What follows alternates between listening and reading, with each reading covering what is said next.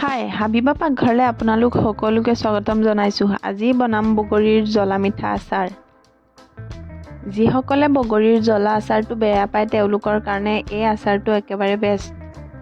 বগৰীৰ জ্বলা মিঠা আচাৰৰ কেইটামান ট্ৰিক্সৰ সৈতে বলক ভিডিঅ'টো আৰম্ভ কৰোঁ। প্ৰথমে কেইটামান আধা শুকোৱা বগৰী লৈ ল'ম। এটা কথা মন কৰিব যে বগৰীখিনি শুকাই যাতে ভিতৰৰ ফালে একেবাৰে ডাঠ হৈ নাযায়, অলপ কোমল থকাটোহে ল'ব। এতিয়া আচাৰৰ কাৰণে গোটা মছলাখিনি লৈ ল'ম। ইয়াৰে ভিতৰত মই ল'লোঁ মিডিয়াম চাইজৰ চামুচেৰে এচামুচ ধনিয়া, এচামুচ পাঁচফোৰণ, এচামুচ মিঠা সচ, এচামুচ জিৰা, 4টা শুকান জলকীয়া, এচামুচ বগা সৰিয়হ আৰু এখিলা তেজপাত।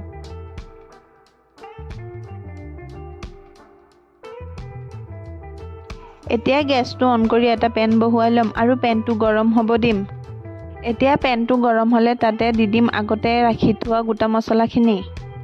আৰু পেনত দিহে মনত পৰিছে কালজিৰা দিয়া নাই। তাৰ পিছতে দি দিলোঁ আধা চামুচ কালজিৰা। এটা হেতাৰে লৰাই গোটা মছলাখিনি গৰম কৰি ল'ম আৰু গৰম হ'লে গেছৰ ফ্লেমটো অফ কৰি দিম। গোটা মছলাখিনি পিচিবৰ কাৰণে এটা মিক্সি জাৰ লৈ ল'ম আৰু মিক্সি জাৰটোত গোটা মছলাখিনি লৈ ল'ম। মিক্সি জাৰটোত লৈ গোটা মছলাখিনি গ্ৰাইণ্ড কৰি ল'লোঁ আৰু একেবাৰে পাউডাৰ কৰি নলৈ অলপ অলপ দানা দানাকৈ গ্ৰাইণ্ড কৰিলোঁ। যিহেতু এই বগৰীৰ আচাৰটো আমি জ্বলা মিঠা আচাৰ বনাম, সেইকাৰণে জলকীয়াৰ লগতে মিঠা ল'ব লাগিব। তাৰ কাৰণে লৈ ল'ম গুড়। আপোনালোকে চেনিও ব্যৱহাৰ কৰিব পাৰে। গুড়ৰ চকলাখিনিৰ পৰা গুড়খিনি মিহি মিহিকৈ কাটি ল'লোঁ।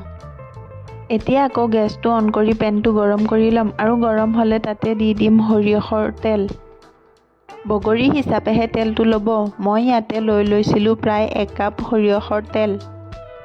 তেলখিনি গৰম হ'লে তাতে দি দিম অকণমান পাঁচফোৰণ আৰু পাঁচফোৰণখিনি ফুটি অহাৰ পাছতে তাতে দি দিম আগতে ৰেডি কৰি থোৱা বগৰীখিনি। বগৰীখিনি হেতাৰে লৰাই তেলত অকণমান ভাজি ল'ম। বগৰীখিনি তেলত অকণমান ভজা হোৱাৰ পিছত তাতে দি দিম আগতে মিক্সিত গ্ৰাইণ্ড কৰি থোৱা গোটা মছলাখিনি।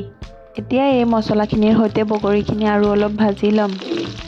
এটা ট্ৰিক্স মনত ৰাখিব, এই বগৰীৰ আচাৰটো বনাব লওঁতে যেতিয়া তেলত দিয়াৰ পৰা বগৰীৰ আচাৰটো আৰম্ভ কৰিব তেতিয়াৰ পৰা গেছৰ ফ্লেমটো ল' মিডিয়ামত ৰাখিব।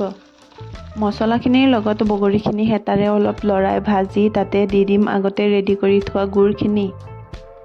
বগৰীখিনিৰ লগত গুড়খিনি দি গুড়খিনি মেল্ট হ'ব দিম। গুড়খিনি মেল্ট হৈ যোৱাৰ পিছত তাতে দি দিম আধা চামুচ ক'লা নিমখ। লগতে দি দিম মিডিয়াম চাইজৰ চামুচেৰে আধা চামুচ ৰঙা জলকীয়া গুড়ি আৰু এইখিনি দি হেতাৰে ভালকৈ লৰাই দিম।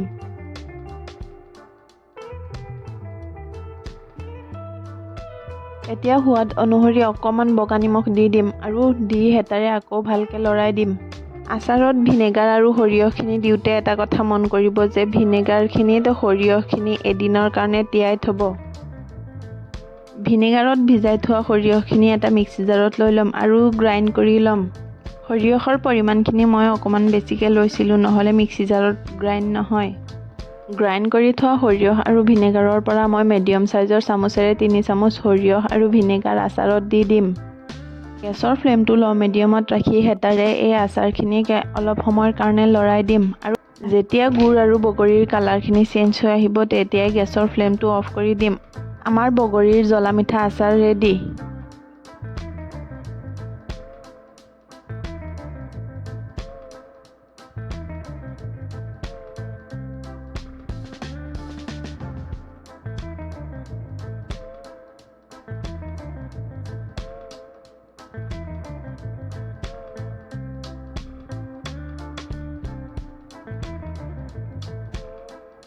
বগৰীৰ এই জ্বলা মিঠা আচাৰটো অলপ ঠাণ্ডা হ'লে এটা বৈয়ামত ভৰাই ল'ম। আপোনালোকে এনেধৰণে আচাৰ বনাই বছৰ ধৰি সংৰক্ষণ কৰি ৰাখিব পাৰে।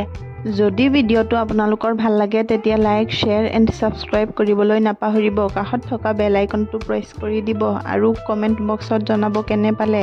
অন্য এটা ভিডিঅ'ত লগ পোৱাৰ আশাৰে আজিলৈ বাই বাই।